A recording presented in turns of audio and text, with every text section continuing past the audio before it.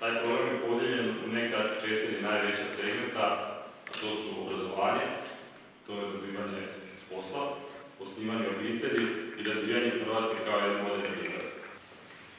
Ono što zanima studente i što je najveća boljka, a vjerojatno dijelite moje mišljenje, to su smještaj, odnosno da imaju studentski dom, da imaju studentsku hranu i da imaju neke oblik financiranja, to su stipendije.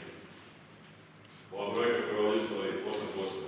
Znači 8% mladih studenta ima mogućnost da živi u studentskom domu. Zakonom je regulirano da studentski posao možete bez poreznih opterećenja raditi do 13.000 kuna kroz studentski servis. Da li vi mislite da student može sa manje od 1.100 kuna preživjeti u gradu? Za jedan kvalitetan student, šta mislite? Ne može. Ja osobno ne znam kako bi to uspio izgledati. Naš prijedlog je to bude 50.000 kuna. Kod nas niko ne gleda koliko je stipendije u Hrvatskoj. Ja kad se tražio broj za opredavanje i za sami program, niko ne zna. Kako je moguće da niko ne zna koliko stipendije ima u Hrvatskoj? Ludost, totalna ludost. Ima ih negdje 5.000. A ono što mi predlažemo ima Europski socijalni fond, novci stoje tamo, samo treba osoba koji ih zna iskoristiti. Preko 22.000 stipendije tamo stoji.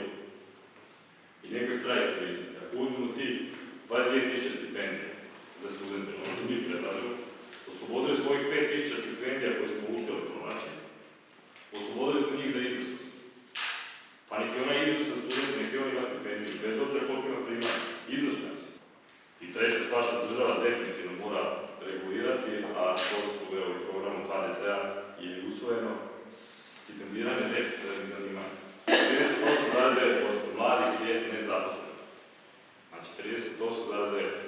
Vi, koliko vidimo ovako godinama, većina vas studira, neki su možda i završili. Znači 38,9% mladih ljudi nema primanja. Ova brojka, 32.567. To je brojka mladih osoba koji su napustili Slavoniju, ono što mi vodimo ovdje. Znači jedna konkretna mjera je da poslodavac ukoliko zaposli mladu osobu na neodređeno, 2 godine ne plaća nikakve doprinose. Ni prvi, ni drugi stup, nikakve. Znači nema nikakvu obvezu prema državi. A do 5 godina da plaća samo jedan stup. Kolega ovdje otvorio autonomiju Nedjeljka Svačića, 60 dana je čekao da mu odobre zahtjev. 60 dana. Zašto? Zato što je Zavod za zapošljavanje problem. Mi smo predvidjeli, imamo nekim mirovnim mjerama, samo da se ubrza neki malo procesi, za 7 dana vi možete otvoriti svoj firmu. Realno je moguće. To nisu mi izmislili, znači te prakse postoje negdje vani, samo smo prilagodili na našem tržištu za 7 dana, ne 67. I to je jako velik razlog. 350.000 nekretnina, što zemljišta, što stanova, što kuća. One zjavi prazni pomade, niko ne upravlja s njima. Pa dajte mladima stan, on će ga pregledati 10-20 godina ugovorom, će živjeti u njemu i bit će sve. Ono što će vas također zanimati, a malo to djeluje futuristički naziv, odnosno tog segmenta je Hrvatska u 22. stoljeću. Uvedene su neke mjere, to je lijep pomak, e-građani, ne znam koliko vas koristi, ali po statistikama jako malo ljudi koristi tu mjeru. Znači, osim što učilištu studiraju ljudi koji su i iz Broda, i iz Zagreba, i ne znam odakle nisu, iz Bosne i tako dalje.